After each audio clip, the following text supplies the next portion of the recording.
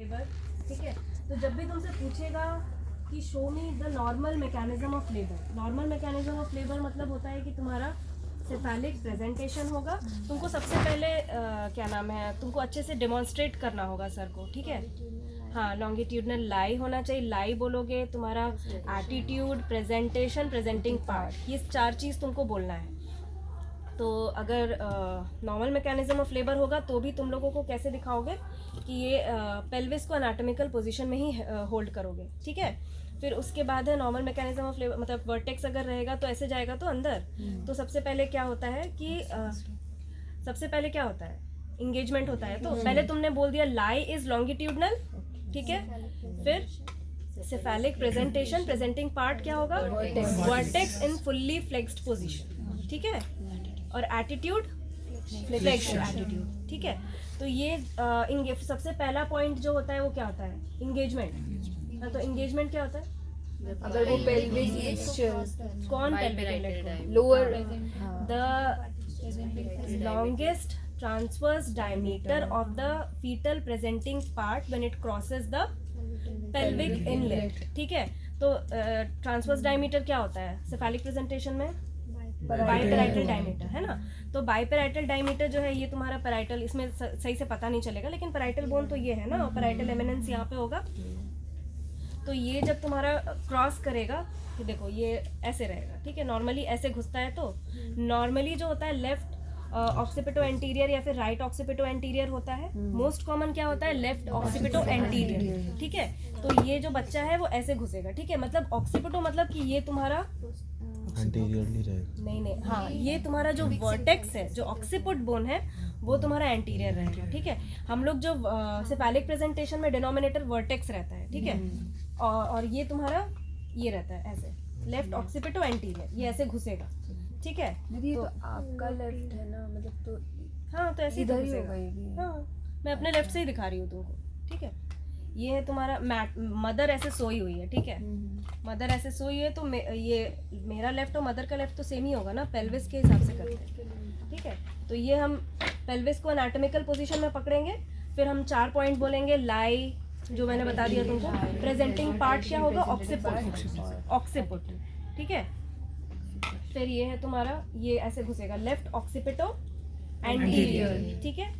तो उसके बाद सबसे पहला एंगेजमेंट होता है when the longest transverse diameter passes through the of the fetal presenting part passes through the pelvic inlet। तो अब तुम देख रहे हो कि ये जो ट्रांसवर्स डायमीटर जब पास करता है ना पेल्विक इनलेट से, तो देखो जो इसका जो डिनोमिनेटर है, जो प्रेजेंटिंग पार्ट है, सपोज ये फुल्ली फ्लेक्स्ड हेड है। एक चीज तुम लोग को मैं समझाना चाहती हूँ कि इंगेजमेंट पे क्या होता है, इंगेजमेंट जब होता है तो स्टेशन क्या होता है, जीरो से स्टेशन जीरो होता है, स्टेशन जीरो होता है।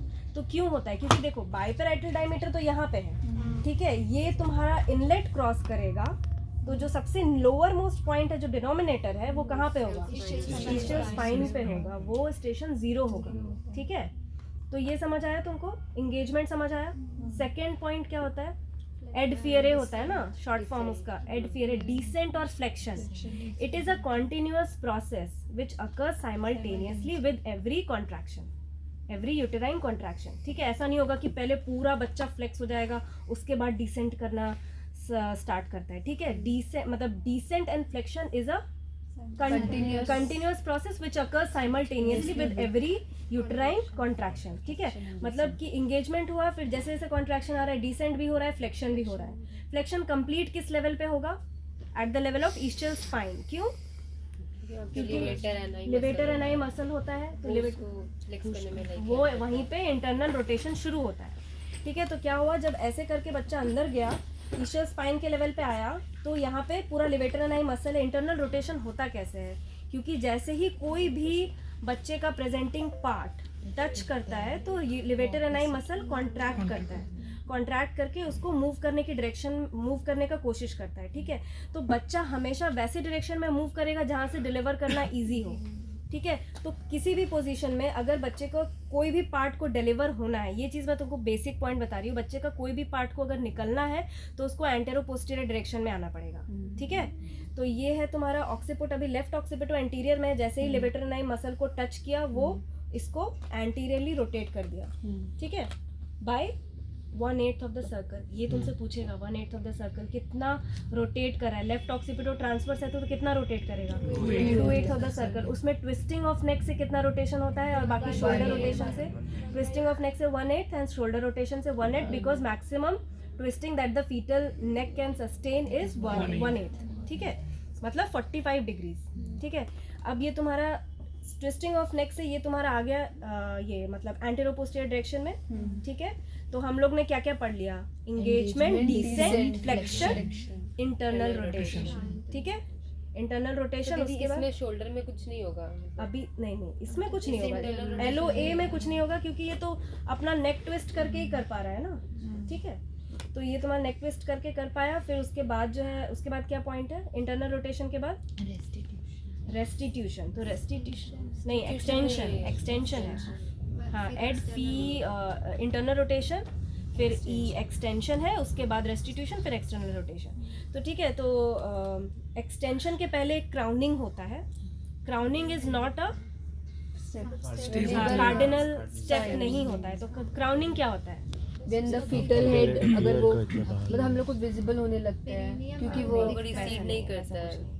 When the maximum transverse diameter of the fetal presenting part stretches the vulval outlet, ठीक है, vulval outlet को जब stretch करता है और with मतलब contraction जब रहता है तो stretch कर रहा है, लेकिन relaxation के टाइम पे वो recede back नहीं करता है, समझ रहे हो? जैसे कि फीटल हेड तुमको पहले भी दिखेगा, जब भी पेशेंट पुश कर रही होगी सेकेंड स्टेज में तुमको थोड़ा सा फीटल हेड दिखेगा, लेकिन जैसे ही रिलैक्सेशन होगा वो वापस से रिसीड कर जाएगा। लेकिन जब क्राउनिंग होता है तो वो पूरा फीटल हेड ऐसे दिखता है, लेकिन जब रिलैक्सेशन होता है तो भी वो वैसे ही रहता है, दैट इज क्राउनिंग, ठीक है। अब क्राउनिंग के बाद क्या होगा? क्राउनिंग के बाद delivery of the head by extension, ठीक है। तो एक्सटेंशन के पहले तुम लोग को एक पॉइंट बोलना है जो कि तुम लोग को एक्स्ट्रा मार्क्स दिलाएगा, वो ये है कि नाउ ये जो फुल्ली फ्लेक्स्ड हेड है, जैसे ना फुल्ली फ्लेक्स हो गया तो इंटरनल रोटेशन के टाइम पे फुल्ली फ्लेक्स्ड हेड हो गया, इसको पकड़ना कैसे एग्जाम में? ऐसे फुल्ली फ्लेक्स्ड ऐसे करके दिखाना है, ठीक है। और ये तुमको ऐसे करके दिखाना है, थोड़ा सा प्रॉब्लम होता है, ठीक है, लेकिन तुम अगर करेक्ट रहोगे, सर को पता रहेगा कि हाँ तुम एनाटॉमिकल पोजीशन में दिखाने की कोशिश कर रहे हो, तो थोड़ा बहुत इधर उधर सर माइंड नहीं करेंगे, तुमको बोलना सही चीज़ है, ठीक है। अब क्या है कि तुम एंटीरियरली चला गया तो now the sub occiput will hinge under the symphysis pubis. कभी भी जो भी डिलीवरी होता है, कोई भी मतलब शोल्डर डिलीवर होगा या कुछ भी होगा, तो एक ना एक चीज़ हिंज करता है, ठीक है। हिंज मतलब कि यहाँ से जैसे मान लो कि मेरा ये है, ये रिस्ट को डिलीवरी करना है, तो ये wrist will hinge under the symphysis pubis and delivery of the head will occur by extension. मतलब ये देखो, सब ऑक्सीपुट हिंज करेगा यहाँ पे under the symphysis pubis and the head will deliver by the extension, ठीक है। तो क्या चीज हिंज कर रहा है अंडर द सिम्फाइसिस प्यूबिस, ये अगर बोलोगे तो एक्स्ट्रा मार्क्स मिलेगा, ठीक है। तो सब ऑक्सीपुट इन फुल्ली फ्लेक्स्ड में क्या होगा? तुम्हारा सब ऑक्सीपिटो ब्रैग्मेटिक है ना, तो ये तुम्हारा sub occiput will hinge under the symphysis pubis and head will deliver by extension, ठीक है। एक्सटेंशन में तुम्हारा पहले वर्टेक्स, फिर फोरहेड, फिर क्या नाम है फेस, फिर मेंटम, ऐसे करके डिलीवर होगा, ठीक है। And rest of the body will be delivered by lateral flexion, ठीक है। फिर उसके बाद अच्छा और भी चीज़ मिस हो गई, हाँ, लैटरल फ्लेक्शन। फिर ये हेड डिलीवर हुआ तो जब भी नॉर्मल डिलीवरी देखोगे, ठीक है, नॉर्मल डिलीवरी देखोगे, हेड ऐसे रोटेट किया तो फिर वापस से क्या होगा? एक्सटेंशन के बाद रेस्टिट्यूशन होता है, तो वापस से एक्सटर्नल रोटेशन, रेस्टिट्यूशन होता है, मतलब जो ट्विस्टिंग ऑफ नेक हुआ है वो वापस से अनट्विस्ट होता है, ठीक है। तो ये ऐसे जाएगा, ठीक है, ऐसे होगा, हाँ, रेस्टिट्यूशन हुआ, अनट्विस्टिंग ऑफ नेक।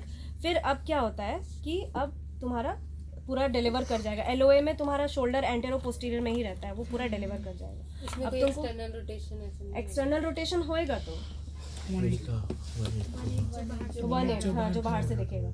अब तुमको मैं वो LOT दिखा रही हूँ, LOT में तुमको समझ में आएगा, ठीक है। LOT में क्या है? LOT में ये पोजीशन रहेगा, ठीक है, ये LOT में रहेगा। तो जो ट्विस्टिंग ऑफ नेक से तुम्हारा इतना आया, फिर वापस से जो तुम्हारा, अब इसमें क्या है ना कि ये तुम्हारा जो शोल्डर है वो ऐसे, ये ऐसे है हेड। अब ये इमेजिन करना, शोल्डर कौन से ओब्लिक डायमीटर में है? कौन से ओब्लिक, लेफ्ट या राइट? लेफ्ट ऑक्सीपिटो एंटीरियर में shoulder is left oblique diameter में, ठीक है, समझ आया। तो अब ये क्या है तुम्हारा ट्विस्ट, ये इस डायमीटर ये हाँ इस डायमीटर में है ना, लेफ्ट ओब्लिक में है, हाँ समझे। तो जब इंटरनल रोटेशन में ट्विस्टिंग करके तो बच्चे का हेड बाहर निकल गया है, लेकिन शोल्डर तो अभी भी लेफ्ट ओब्लिक में ही है ना। हाँ तो फिर जब ये एक्सटर्नल रोटेट करेगा 45 डिग्री से एंटीरियर पोस्टीरियर में आएगा, then what will happen, anterior shoulder will hinge under the symphysis pubis and posterior shoulder will deliver first. अच्छा ये चीज़ तुमको ब्रीच में अच्छे से समझ में आएगा, समझ आया। फिर तुम लेकिन इसमें जब तुम नॉर्मल डिलीवरी में बताओगे तो वो इतना प्रॉपरली दिखता नहीं, क्योंकि वो पूरा ही बॉडी लैटरल फ्लेक्शन से निकल जाता है। ये चीज़ तुमको ब्रीच में बोलने में ज़्यादा ज़रूरी है। जी रेस्टिट्यूशन और एक्सटर्नल रोटेशन एक बार अच्छे से बता दीजिए। ये तुम्हारा हेड निकल गया तुम्हारा, ठीक है, एक्सटेंशन से निकल गया। फिर वापस से अनट्विस्टिंग ऑफ नेक होगा 45 डिग्री, ठीक है, 1/8 of the circle untwisting of neck हो गया। लेकिन शोल्डर तो हम लोग का लेफ्ट ओब्लिक में ही पड़ा था ना, तो शोल्डर को डिलीवर होने के लिए एंटेरो पोस्टीरियर में आना है। तो shoulder will rotate by 45 degree 1/8 of the circle. तो जो शोल्डर का जो रोटेशन है 1/8 of the circle, that is visible externally as external rotation, ठीक है। तो अब शोल्डर डिलीवर होगा, वही anterior shoulder will hinge under the symphysis pubis, posterior shoulder deliver करेगा फॉलोड बाय एंटीरियर शोल्डर, ठीक है, समझ आया। तो उसको ना ऐसे क्यों बोलते कि विजिबल है, मतलब हम लोग को कैसे विजिबल होगा वो? क्या क्या नहीं, शोल्डर नहीं, शोल्डर जो अंदर में मूव कर रहा है ना वो एक्सटर्नली सिर्फ नेक मूव करता है। तो जैसे लेफ्ट तो फिर हम लोग तो भी नेक का मूवमेंट नहीं दिखाया। नहीं, नेक मूवमेंट होगा, नेक मूवमेंट होगा, वो दिखाया नहीं, लेकिन नेक मूवमेंट भी होगा। तुम्हारा ये जो है ना, तुम्हारा ऐसे निकला है, तो ये 45 डिग्री ऐसे रोटेट करेगा और फिर पूरा जो शोल्डर तुम्हारा एकदम ऐसे निकलेगा हेड, समझ रहे हो। फिर ये पूरा लैटरल फ्लेक्शन से डिलीवर होता है LOA में। और LOT में भी सेम चीज़ होगा, LOT में लेकिन इंटरनल रोटेशन में तुम्हारा एक्स्ट्रा शोल्डर रोटेशन भी होता है, बाकी सब चीज़ सेम रहेगा। लैटरल फ्लेक्शन मतलब क्या है? लैटरल फ्लेक्शन मतलब तुम्हारा बॉडी ऐसे लैटरल स्पाइन, और मतलब वही लैटरल फ्लेक्शन का स्पाइन तुम्हारा जो ये है ये ऐसे फ्लेक्स वे में निकल जा रहा है, मतलब ये पूरा बॉडी डिलीवर होता है, ठीक है। और LOT में क्या होगा, मतलब LOA में एक्सटर्नल रोटेशन नहीं होगा? नहीं होगा तो, क्योंकि LOA में भी तो देखो मैंने तुमको क्या बताया, LOA जब है तो तुम्हारा शोल्डर रोटेट नहीं कर रहा है ना। क्यों नहीं कर रहा, जब शोल्डर डिलीवरी का टाइम आएगा तब तो रोटेट करेगा। अभी इंटरनल रोटेशन में देखो, समझने की कोशिश करो। अभी LOA में क्या है कि सिर्फ तुमको पहले हेड को डिलीवर करवाना है, ठीक है, अभी शोल्डर तो ऊपर है, हेड को डिलीवर कराने के लिए ट्विस्टिंग ऑफ नेक से काम चल जा रहा है, ठीक है। तो ट्विस्टिंग ऑफ नेक हुआ, इंटरनल रोटेशन में सिर्फ ट्विस्टिंग ऑफ नेक हुआ, फिर AP में आ गया, एंटेरो पोस्टीरियर में आ गया, फिर डिलीवरी ऑफ हेड हो गया बाय एक्सटेंशन, ठीक है। अब तो तुमको शोल्डर को डिलीवर कराना है ना, शोल्डर ऑब्लिक में है। हाँ शोल्डर तो ऑब्लिक में है, तो उसको एंटेरो पोस्टीरियर में आना पड़ेगा। तो जब एंटेरो पोस्टीरियर में आएगा तो ये क्या फेस करेगा, बच्चे का मुंह बाहर में क्या फेस करेगा, राइट थाई, ठीक है। तो अब जो है तुम्हारा शोल्डर और पूरा ऐसे डिलीवर करेगा, समझे। अब LOT में क्या डिफरेंस होता है, समझ आई। क्योंकि LOA और LOT के अलावा भी कुछ पूछेगा। ब्रीच तो यार हम लोग के लेवल पे पूछता है, लेकिन मैं शॉर्ट में बता दूंगी, ठीक है।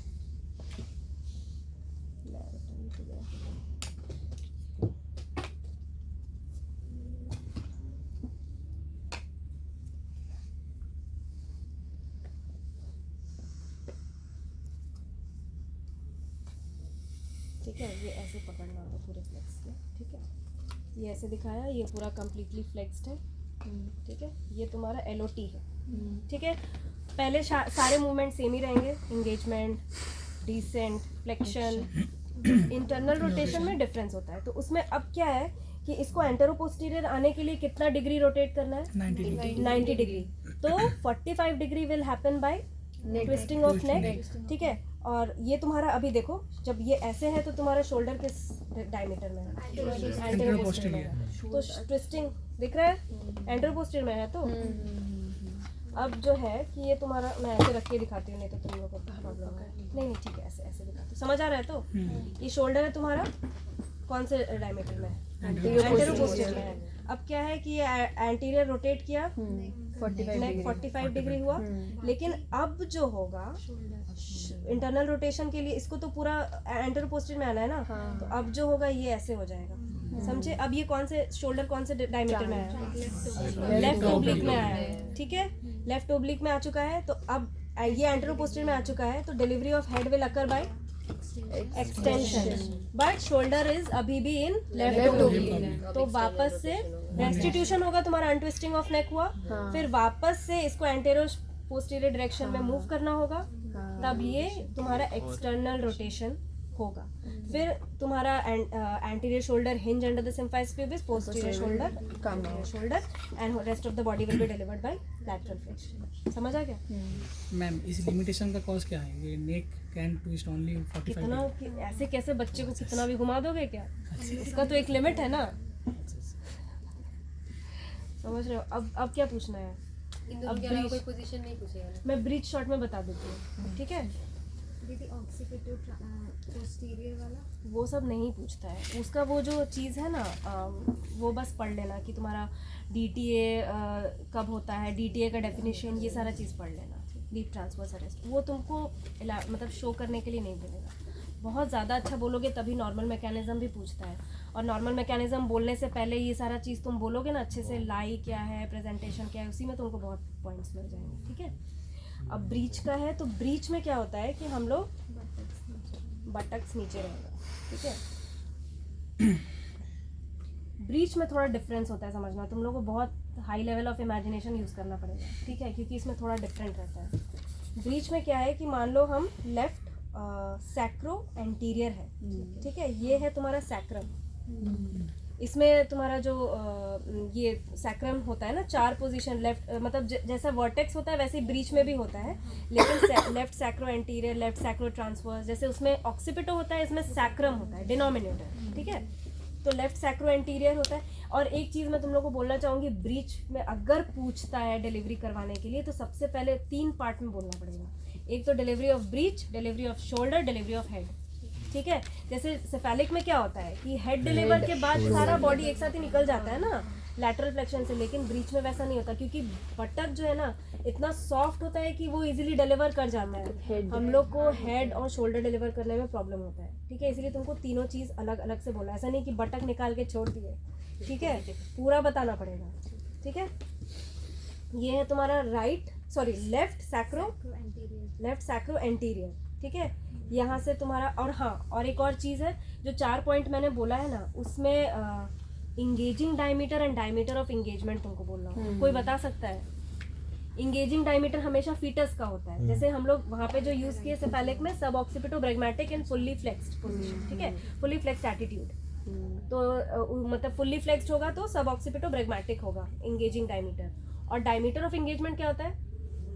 ये पेल्विस का होता है। जैसे मैंने बोला ना, इंगेजमेंट हो रहा है, तो इंगेजमेंट है तुम्हारा, जैसे लेफ्ट ये क्या है, लेफ्ट ऑक्सीपिटो एंटीरियर में यूजुअली जो engaging diameter is left occipito bregmatic, but the diameter of engagement is 10 centimetre pelvis का। ये तुम्हारा राइट या लेफ्ट ओब्लिक होगा, समझे? इंगेजिंग डायमीटर होता है पेल्विस का, डायमीटर ऑफ इंगेजमेंट किसका होता है? फीटस। सॉरी, उल्टा बोल रही हूँ, सॉरी।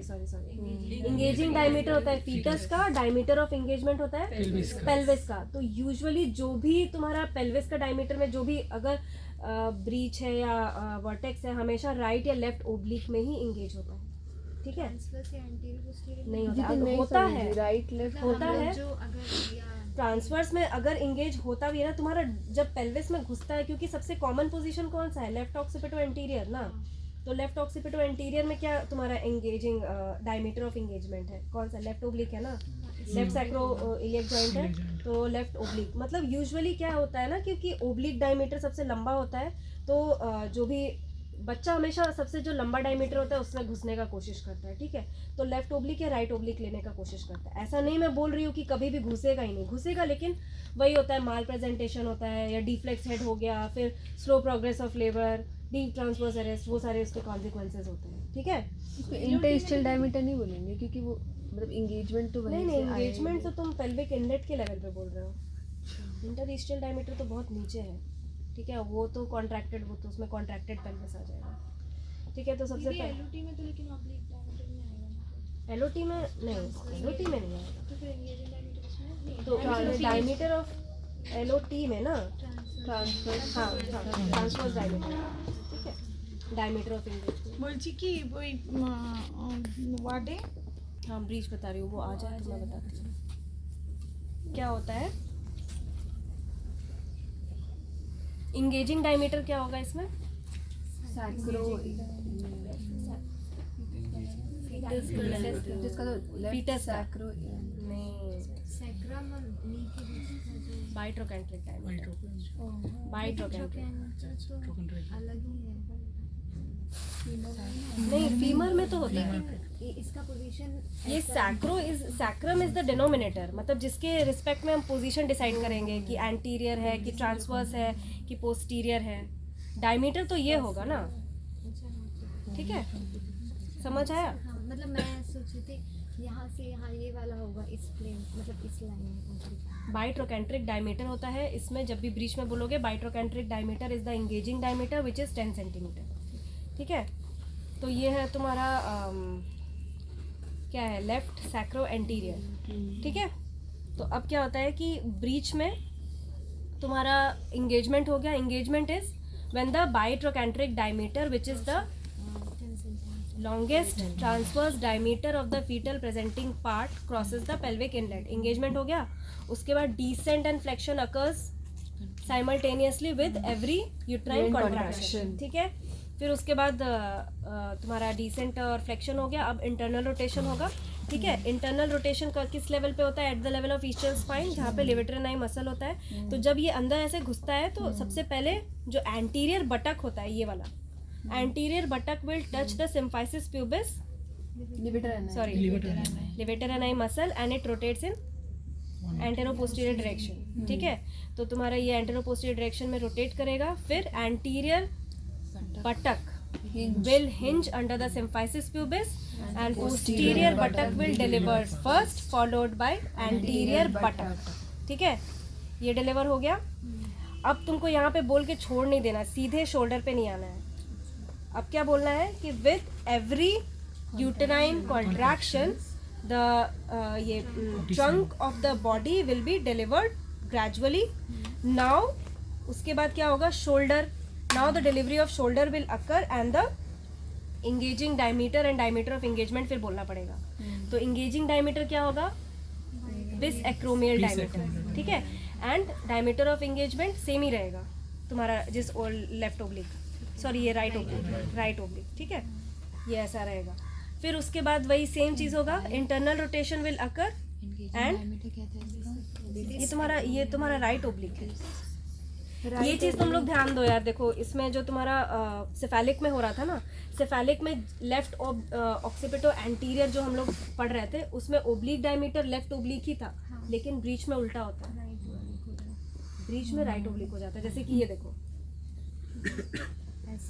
हाँ, ये है तुम्हारा सैक्रम और ये एक्रोमियल डायमीटर, नहीं सॉरी, ये तुम्हारा लेफ्टी है। ये तुम्हारा ये बेस एक्रोमियल जो है ये लेफ्टी है। जब तुम हेड डिलीवर करोगे तो उल्टा हो जाता है, ठीक है। अच्छा, मतलब शोल्डर के लेवल पे उल्टा नहीं, हेड में ही सिर्फ उल्टा होता है। अच्छा। अभी यहाँ पे लेफ्ट सैक्रो एंटीरियर है तो लेफ्ट ओब्लिक डायमीटर ही है, ठीक है। अब उसके बाद तुम्हारा डिसेंट फ्लेक्शन, फिर उसके बाद इंटरनल रोटेशन विल अकर, और ये तुम्हारा ऐसे था ना, तो ये ऐसे हो जाएगा, ठीक है, 45 डिग्री 1/8 ऑफ द सर्कल। फिर anterior shoulder will hinge under the symphysis pubis, posterior buttock will deliver first followed by anterior buttock. फिर उसके बाद क्या होगा? With every uterine contraction trunk of the baby will be delivered, ठीक है। फिर उसके बाद now the engagement of shoulder will occur, ठीक है। ये ऐसे था ना, ये ऐसे था, तो शोल्डर भी तुम्हारा लेफ्ट ओब्लिक में डिलीवर, देखो ये वाला था, तो यहाँ पे हम लोग यहाँ से कर रहे थे, तो ये लेफ्ट सैक्रो एंटीरियर था। तो अब ये जो ऐसे ही आता है, सेम पोजीशन में ही रहेगा, ठीक है। तो अब ये कौन सा डायमीटर ऑफ एंगेजमेंट क्या रहेगा इसका?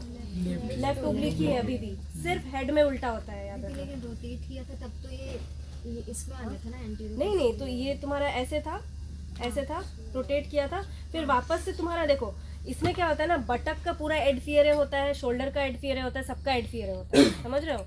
तो ये वाला जब ऐसे तुम्हारा एंटीरियर रोटेट किया, फिर जब बटक एंटीरियर बटक डिलीवर किया पोस्ट, तो रेस्टिट्यूशन भी होता है, रेस्टिट्यूशन भी होता है। फिर उसके बाद रेस्टिट्यूशन के बाद वापस से जब तुम्हारा शोल्डर का डिलीवरी का टाइम आएगा तो वापस से वो लेफ्ट ओब्लिक में ही रहेगा। समझ आया?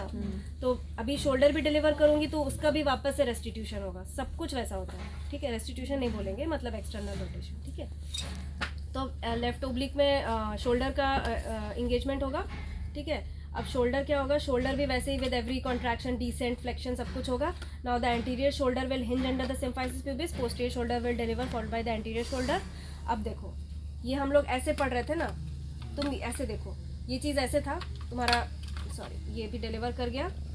अब ये तुम्हारा ऐसे था तो ठीक है, ऐसे था, समझ आया? लेफ्ट सैक्रो एंटीरियर था, तो अब लेफ्ट कोई वे होल्ड करेगा क्या? हाँ, लेफ्ट सैक्रो एंटीरियर था, अब ये तुम्हारा हेड इंगेज कर रहा है।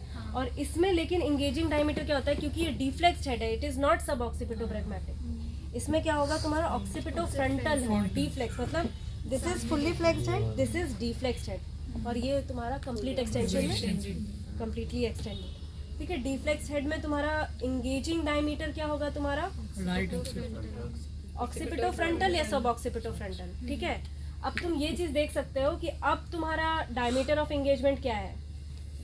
नहीं नहीं नहीं, ये तो तुम्हारा लेफ्ट सैक्रो एंटीरियर यहाँ पे है, राइट ये लेफ्ट राइट ओब्लिक। ठीक है, अभी तक शोल्डर और बटक का लेफ्ट ओब्लिक था, लेकिन अब राइट ओब्लिक, सिर्फ हेड में उल्टा होता है, समझ गया? याद रख लो, हेड में उल्टा रहता है। अब राइट ओब्लिक में ये आ गया। ठीक है, so the engaging diameter is left engaging diameter fetal का होगा occipito frontal 11.5 centimetre and the diameter of engagement is right oblique. ठीक है, तो राइट ओब्लिक हुआ, फिर से वही डिसेंट, फ्लेक्शन, एंगेजमेंट हुआ, डिसेंट, फ्लेक्शन। ठीक है, फ्लेक्शन उतना नहीं हो पाता है इसमें, ठीक है, लेकिन तुमको बोलना है। ठीक है, डिसेंट, फ्लेक्शन, और फिर उसके बाद इंटरनल रोटेशन वही लिवेटर एनाई के लेवल पे, और it will rotate bye 1/8 of the circle.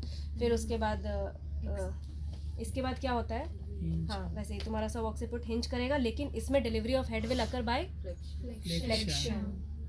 ये दो चीज़ इंपॉर्टेंट है, एक तो डायमीटर उल्टा हो जाता है इसमें, और दूसरा delivery of head will occur by flexion. तो इसमें पूरा उल्टा डिलीवरी, पहले चिन होता है, फिर फेस होता है, फिर फोरहेड होता है, लास्ट में वर्टेक्स होता है। समझे? ये समझ आया? ब्रीच।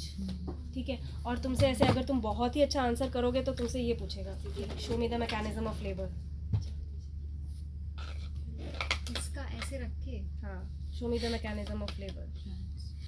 ट्रांसवर्स है वो, मतलब ये वो थे, ये ब्रीच ट्रांसवर्स सी सेक्शन करेंगे, इसमें कोई भी मैकेनिज्म ऑफ लेबर नहीं है। ठीक है, ये ऐसे है, ये ऐसे है, ये ट्रांसवर्स है। ठीक है, इसमें सी सेक्शन करेंगे। ठीक है, इसका कोई भी मैकेनिज्म बताने मत लगना कि इसमें। ठीक है,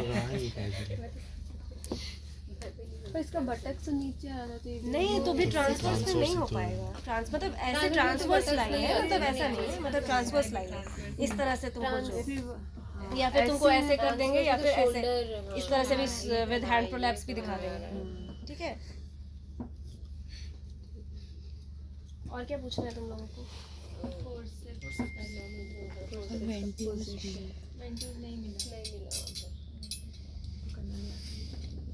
पहले लगाना लेफ्ट और राइट वाला पॉइंट कैसे डिटरमाइन करते हैं? सबसे पहले तुम इसको ऐसे रखोगे,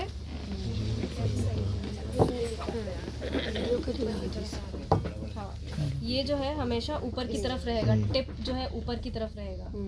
तो इसको, हाँ, ये पार्ट्स जो होता है, ये क्या होता है, ब्लेड होता है।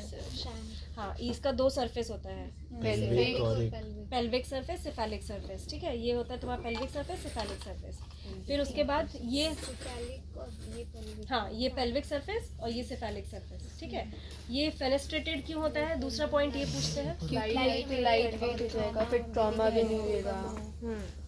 सडन कंप्रेशन डीकम्प्रेशन अवॉइड करने के लिए, क्योंकि हम जब दोनों फोर्सेप लगा के जब ट्रैक्शन देते हैं ना, तो अचानक से कंप्रेशन डीकम्प्रेशन की वजह से क्या हो सकता है, इंट्रावेंट्रिकुलर हेमरेज हो सकता है। ठीक है, तो इसीलिए to make the instrument lighter, ठीक है, to get the good hold of the fetal head, क्योंकि अगर मान लो कि ये पूरा अगर मेटालिक होता तो स्लिप करता ना, तो वो चीज़ हमें नहीं चाहिए, ठीक है। तो इसीलिए ये फेनेस्ट्रेटेड होता है। दूसरा पार्ट ये इसका शैंक होता है, ये लॉक होता है, ये हैंडल होता है।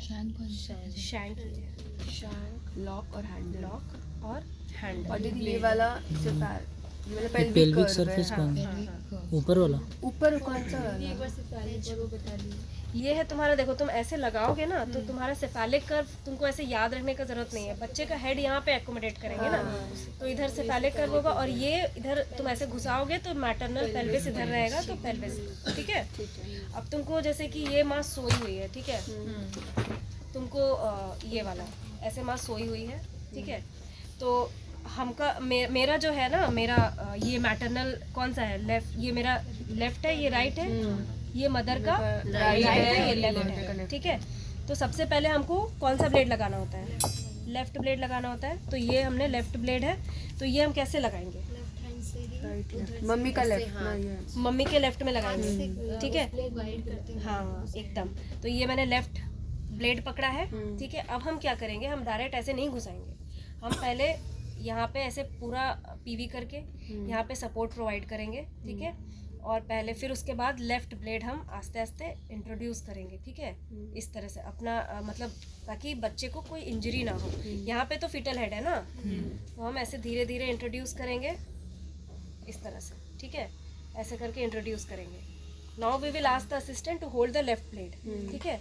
उसके बाद वापस से हम लोग इधर से पीवी करके इधर से स्पेस क्रिएट करेंगे, फिर इधर से राइट ब्लेड इंट्रोड्यूस करेंगे, ठीक है, और लॉक करके फिर उसके बाद डायरेक्शन जो होता है डाउनवर्ड्स, बैकवर्ड्स, देन अपवर्ड्स, ठीक है, डाउनवर्ड, बैकवर्ड एंड अपवर्ड, ठीक है। इस डायरेक्शन में तुमको पुल करना है। फिर एक बार जब फीटल हेड डिलीवर किया तो फिर इसको खोल देंगे। हम लोग को तो हेड ही निकालना है ना, फिर वापस से तो ट्रैक्शन देके पूरा बॉडी निकाल, ठीक है, ये चीज़। राइट लेफ्ट कैसे दिखता और वो सब थियोरेटिकल चीज़ तुम लोग अपने से पढ़ लेना यार, वो सब लो पेल्विस, हाई फॉर्सेप, लो फॉर्सेप, वो सब जो होता है वो सब बुक में दिया हुआ है। हाँ आउटकट कोर्स है। ठीक है। राइट लेफ्ट तुमको ऐसे इमेजिन करना होगा कि देखो ये वाला जो है, मान लो ये फॉर्सेप है, तुमको इमेजिन करना पड़ेगा कि तुम्हारे सामने, मैं ऐसे करती हूँ इसलिए मैं तुम लोग को बता रही हूँ कि मेरे सामने एक मदर लेटी हुई है, ठीक है, और मतलब लिथोटोमी पोजीशन में, तो हमको ये और ये मतलब मान लो ऐसे रखा हुआ है, तो ठीक है, तो हम कौन सा लगाएंगे, ये तो पहले तो तुमको ये चीज़ करेक्ट करना होगा कि ये इसका टिप ऊपर रहना चाहिए, ठीक है। तो ये चीज़ तुमने कर लिया ऐसे, ठीक है।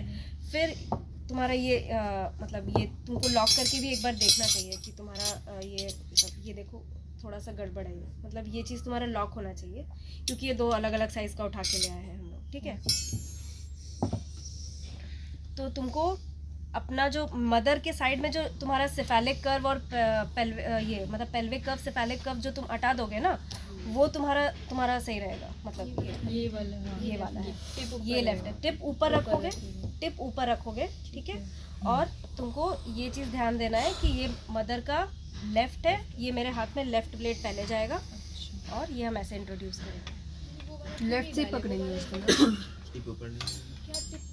टिप ऊपर रखना है, टिप ऊपर रखना है। तो टिप अगर मान लो इसको पहले तुमने सही पोजीशन पे रख दिया, ठीक है, ये दोनों एक्चुअली अलग अलग फॉर्सेप्स का ब्लेड है, ठीक है, तुमने ये रख दिया, तो अब तुम इसको ऐसे तो नहीं घुसा पाओगे ना, तुमको हमेशा टिप ऊपर रखना है। तो अगर ये तुम इसको रख रहे हो तो तुम इसको घुसा सकते हो, ठीक है, ऐसे थोड़ा सा ध्यान देना पड़ता है। इसमें टिप नहीं घुस रहा था, हाँ, फिर से करें ना जो आप गलत है। टिप ऊपर है, ठीक है, ये टिप ऊपर है। हाँ। अब तुम हम कैसे लेफ्ट साइड में घुसाएंगे, हम तो इसी साइड घुसा सकते हैं ना, अच्छा, इसका मतलब ये राइट ये राइट है, हाँ, ठीक है। पहले लेफ्ट क्यों डालते हैं? पहले लेफ्ट डालते हैं क्योंकि पहले तुम्हारा ये लेफ्ट डालते हैं, ये पहले हमेशा लेफ्ट इजी होता है डालना, और दूसरा फिर तुम जब राइट डालोगे तो ये लॉक हो जाएगा पूरा। लेफ्ट को लेफ्ट हैंड से पकड़ना होता है, लेफ्ट को अपने लेफ्ट हैंड से पकड़ना होगा, ठीक है। और पैरेलल टू वो तुम्हारा इंग्वाइनल लिगामेंट वो सब इंसर्ट करते हैं, ठीक है, इस तरह से। कैसे? मदर के इंग्वाइनल लिगामेंट ये देखो ऐसे करके इंसर्ट करते हैं, समझे? पैरेलल कैसे हुआ? इसके इंग्वाइनल लिगामेंट होगा ना ऐसे, ठीक है। और इसमें ज़्यादा कुछ पूछता नहीं है, तुम्हारा फॉर्सेप्स का प्री रिक्विजिट्स पूछता है, फॉरसेप्स का प्री रिक्विजिट क्या है? वो तो दो स्टेशन क्रॉस चुका है। बेबी होना फॉरसेप्स ही है। ओ, अच्छा प्रीरिक्विजिट अच्छा प्री प्रीरिक्विजिट। अच्छा हाँ, ये बहुत इंपॉर्टेंट है, ये पूछते फिर हैं। ये नहीं है प्रीरिक्विजिट कि स्टेशन 2 से नीचे होना चाहिए। नहीं वो तो तुम आउटलेट फॉरसेप लो फॉरसेप्स का है तुम्हारा 2+ से अगर ज़्यादा स्टेशन है तो तुम लो फॉरसेप बोलोगे, ठीक है, एकदम हेड पे ही भी होना चाहिए। हाँ हाँ। फॉरसेप्स प्री रिक्विजिट्स मतलब F for fully dilated cervix, O for क्या था? अच्छा तुम लोग लिखो, मुझे जितना याद आएगा मैं बताऊंगी। R से ruptured membrane should be ruptured. C से मतलब no adequate contraction and no CPD। C से, ठीक है, नो CPD। E से क्या होगा? Episiotomy should be given and bladder should be empty.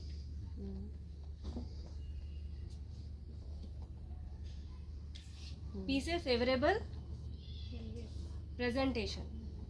Piece है अच्छा। हाँ, S नहीं है, सिर्फ फॉरसेप है।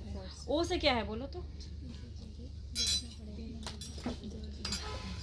टी से क्या था? प्रेजेंटेशन। Favourable presentation. अच्छा, ओ R से और एक चीज़ है, रोटेशन शुड बी कंप्लीट, है ना, रोटेशन भी था ना।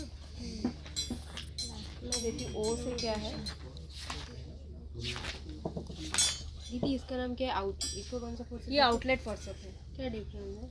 डिफरेंस ये है कि तुम्हारा अगर लो फॉरसेप होगा ना तो उसमें शैंक थोड़ा लंबा रहता है। जो लंबा वाला होता है वो लो। वो अभी और एक जो फॉरसेप था जो मैंने रख दिया था, तुम कहे थे ना, थोड़ा सा शैंक लंबा होता है क्योंकि तुमको और अंदर से बच्चे को निकालना है ना। बच्चा अगर एकदम आउटलेट पे है तो तुमको मतलब ये तुम दोगे तो तुरंत निकल जाएगा, और वो थोड़ा अंदर में रहता है इसलिए शैंक थोड़ा और लंबा रहता है, ये वाला चीज़। बाकी सब सेम होता बाकी सब सेम रहता है तुम्हारा, उसमें भी वही फेलेस्ट्रेशन का रीज़न वगैरह सब कुछ वही दीदी, same चीज़ है। वेंटिस में बोलते हैं कि बच्चा को ज़्यादा हार्म होता है और इसमें मम्मी को ज़्यादा हार्म होता है।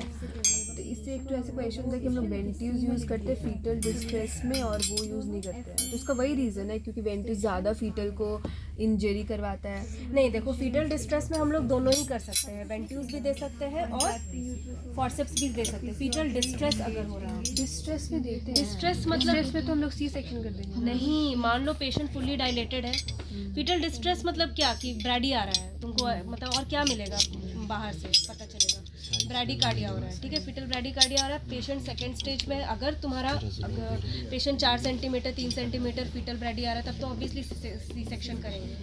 और लेकिन अगर पेशेंट सेकेंड स्टेज में है तो हम लोग को क्या करना है, cut short the second stage of labour, तो हम लोग फॉरसेप्स या वेंटूज लगाएंगे फुली डायलेटेड। अब तुमको ये डिसाइड करना है कि फॉरसेप्स लगाना है या वेंटूज, है ना। तो प्री मैच्योर बेबी में कभी भी वेंटूज नहीं लगाते हैं क्योंकि ज़्यादा रिस्क ऑफ इंट्रावेंट्रिकुलर हेमरेज ज़्यादा होता है, ठीक है। और अगर बड़ा सा कैपुट हो रखा है और ज़्यादा वेंटूज नहीं प्रेसिपिटेट लगाते। करेगा। हाँ, तो और ज़्यादा केफेलेमेटोमा और ये सब बहुत सारी चीज़ें होती है। फॉरसेप्स से क्या होता है कि बच्चा जो है ना एकदम बच्चे का हेड प्रोटेक्टेड केज में डिलीवर होता है, लेकिन मैटरनल इंजरी बहुत होता है। क्या सबसे ज़्यादा कॉमन है? लैसरेशन मत बोलो, 3rd degree 4th degree perennial tier होता है, CPT, ठीक है। उसमें मैटरनल इंजरी ज़्यादा होता है और वेंट्यूज में फीटल इंजरी ज़्यादा, वो भी मेनली प्री मैच्योर के लिए है, समझ रहे हो। प्री मैच्योर फीटस है तो हम लोग वेंट्यूज लगाने से इंट्रावेंट्रिकुलर हेमरेज होने का चांसेस ज़्यादा होता है, ठीक है। दीदी हमसे सर पूछे थे फीटल डिस्ट्रेस में हम लोग देंगे कि नहीं देंगे वेंट्यूज? ऑब्वियसली देंगे। तो सर बोले कि नहीं देंगे। नहीं, अगर सेकेंड स्टेज में है वो डिपेंड करता है कि तुम्हारा पेशेंट का प्रोफाइल क्या है, पेशेंट का डायलेटेशन कितना है। अगर मान लो पेशेंट तुमको, सर एक्चुअली तुमसे ये पूछना चाह रहे थे कि तुमको फिर ये पूछना मतलब बोलना चाहिए था कि sir I will do the internal examination and I will try to find out the what is the हाँ PV finding and dilatation of the cervix. तो अगर पेशेंट अगर फुल्ली डायलेटेड है तो तुम वेंटूज लगा सकते हो, लेकिन अगर 2-3 सेंटीमीटर होके बैठी है, फीटल डिस्ट्रेस है, तो तुम वेंटूज और फॉरसेप्स का वेट थोड़ी करोगे, तब हम लोग सी सेक्शन करेंगे। और एकदम हेड पेरिनियम हो रखा है तो फिर तो सी सेक्शन करने में भी कॉम्प्लिकेशन है ना, ठीक है। और ये क्या मैं तुमको ओ बता रही थी ना, ओ मुझे नहीं याद आ रहा है क्या है। तो हम लोग तो अच्छा है ना, नहीं लेफ्ट हैंड से पकड़ के ऐसे ऐसे हाँ तो वही हो गया क्या तो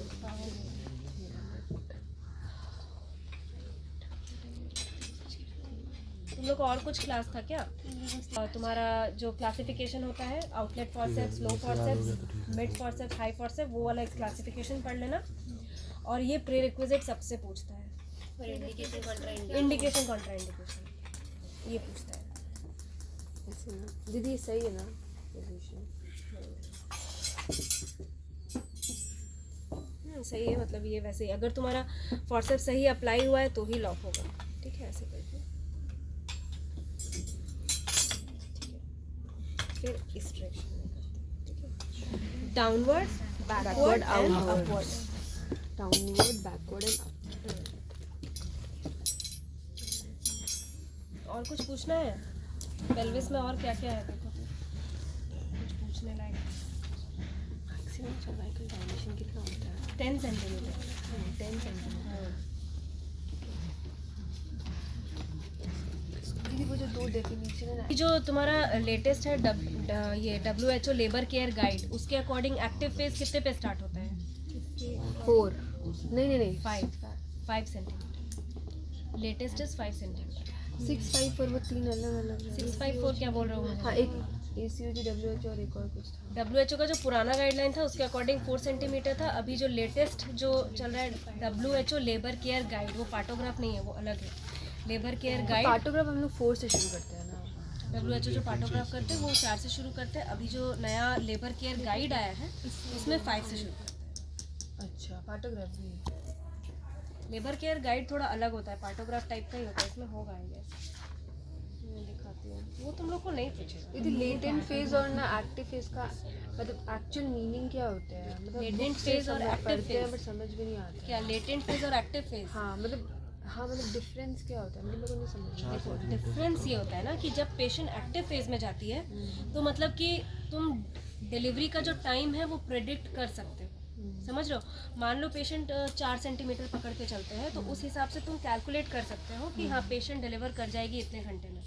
ठीक है, वो जो हम लोग वो वाला एक पार्टोग्राफी होता है ना, क्या बोलते हैं उसको,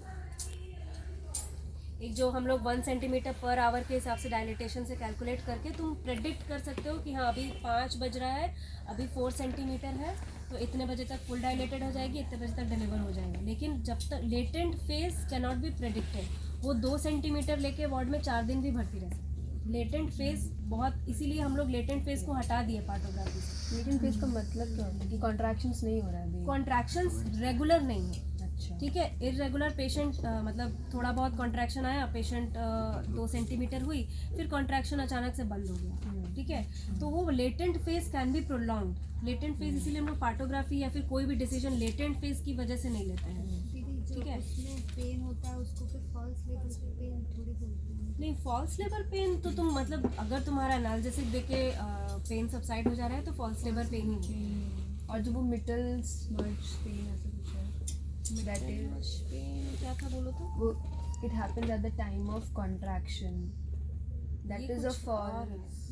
ये कुछ और मेंस्ट्रुएशन के टाइम पे, ओव्यूलेशन के टाइम पे शायद जो पेन होता है उसको बोलते हैं मिडल मॉश पेन, वो अलग चीज़ है। दीदी और फिर वो बोलते हैं कि लेटेंट फेज को कट करने के लिए अगर हम लोग सिडेट कर देते हैं उसको तो फिर हाँ एक्टिव में चली जाती है। नहीं लेटेंट फेज को कट करने के लिए नहीं, लेटेंट फेज तुम कभी भी प्रेडिक्ट नहीं कर सकते। 4 उसको ऑस क्लोज है, ठीक है, किसी का मतलब डायलिटेशन कुछ भी नहीं है, एकदम ऑस क्लोज्ड है, से लेके ऑस 4 सेंटीमीटर होने में कितना टाइम लगेगा इट कांट बी प्रेडिक्टेड। ठीक है, तो इसीलिए इसको लेटेंट फेज बोलते हैं। एक बार एक्टिव फेज में जाती है तो कॉन्ट्रैक्शन बहुत रेगुलर आता है, फ्रीक्वेंसी ज़्यादा होता है, उसका जो इंटेंसिटी ज़्यादा होता है, तो फिर तुम प्रेडिक्ट कर सकते हो कि इतने देर में पेशेंट डिलीवर कर जाएगी। उसके पहले लेटेंट फेज में तुम प्रेडिक्ट नहीं कर सकते। ठीक है, पार्टोग्राफ में क्वेश्चन कैसे आता है? मतलब हम लोग को नॉर्मल एक पार्टोग्राफ दे देगा और उस पर क्वेश्चन करेगा या फिर कुछ जैसे इसके पीछे केसेस दिया हुआ है क्वेश्चन टाइप का कि अब तुम क्या डिसीजन लोगे अगर पार्टोग्राफ में ये हो रहा है, इस टाइप का पूछता है एग्जाम में। तुम लोग यहाँ पे देखे हो पार्टोग्राफी मतलब कभी हुआ है तो उसमें किस टाइप का पार्टोग्राफ था? ये W मॉडिफाइड मुझे तो लगता है कि तुम लोग को केसेस नहीं देगा, तुम लोग को ऐसे ही पूछेगा ऐसे ही चलेगा। हाँ, लेकिन अगर केसेस देता भी है तो ऐसे ही एकदम ब्लाइंडली कुछ भी मत बोलना, पूरा एक बार देख लेना फीटल हार्ट रेट कितना था, ठीक है। कॉन्ट्रैक्शंस भी देखना कि देखो मतलब कॉन्ट्रैक्शन अगर इनएडिक्वेट है और प्रोलॉन्ग लेबर है, ठीक है, या फिर प्रोट्रैक्टेड एक्टिव फेज है या सेकेंड स्टेज है, वो पूरा चीज़ एक बार देख लेना। फीटल डिस्ट्रेस, अगर फीटल हार्ट रेट ब्रैडिकार्डिया है तो फीटल डिस्ट्रेस भी होगा इंडिकेशन, तो वो तुम पूरा चीज़ ट्रेस करना है। दो ही चीज़ और होगा ना। एमनियोटिक फ्लूइड में भी सीसी है या एम है, तो अगर एम आ रहा है तो मेकोनियम है, तो पूरा चीज़ ऊपर से नीचे तक एक बार ट्रेस करना, उसके बाद बोलना। दीदी उसमें तो वो अलर्ट लाइन अगर क्रॉस किया नहीं किया तो दो ही चीज़ होगा ना, अगर alert line action line, alert line और एक्शन लाइन। तो वही होगा कि या तो हम लोग रेफर करेंगे या तो फिर मतलब उसमें अगर एकदम से वैसा आ जाता है ना कि Straight मेकोनियम line स्टेंड आ जाता है या फिर ऐसा, तो फिर एकदम से उस क्वेश्चन में सी सेक्शन कर देते हैं। तो फिर क्वेश्चन दिया हुआ है कि तुम कैसे एक्सप्लेन करोगे जो तुम किए हो, तो उसमें हमको बताना होता है कि ये मेकोनियम स्टेंड हो गया था और फीटल डिस्ट्रेस में चला गया था, इसलिए हम लोग सी तो सेक्शन। इसीलिए सिर्फ डायलिटेशन पे ध्यान मत नहीं देना है कि ऐसा नहीं कि सिर्फ डायलिटेशन देख रहे हैं, ऊपर नीचे कुछ देख ही नहीं रहे हैं, सब पूरा देखना है ऊपर से नीचे, ब्लड प्रेशर वगैरह सब कुछ देखना है कि हाई बीपी हो गया था 200/120 बीपी था उसका, सब कुछ देखना है, ठीक है। और कुछ दीदी सर्वाइकल कैंसर में ना समझ में नहीं आता मुझे। क्या सवाल है? मतलब उसमें बहुत कुछ भी कॉन्सेप्ट क्लियर नहीं है। मतलब पहले तो हम लोग ट्रांसफॉर्मेशन जोन है जो वो ऊपर नीचे कैसे जा रहा है, मतलब क्यों जाता है वो, दैट इज़ तो पहले जैसे हम लोग को बोला था कि एक्सटर्नल ऑस तक नॉर्मली वो ट्रांसफॉर्म होके स्क्वामस बन जाता है ना, उसके बाद बोलते हैं कि उसके बाद कुछ रेमिनेंट सेल्स है जो कि फिर से ट्रांसफॉर्म